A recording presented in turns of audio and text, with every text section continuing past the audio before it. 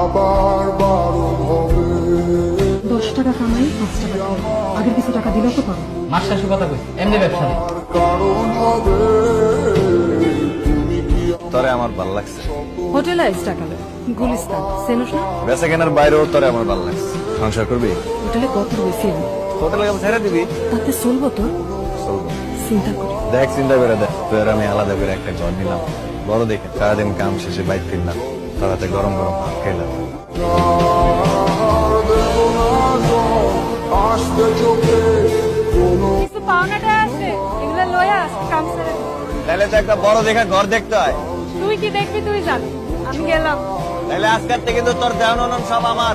তুমি কি আমার হাসি মুখে আবার কারণ হবে তুমি কি আমার শত ভুলে আবার বারণ হবে।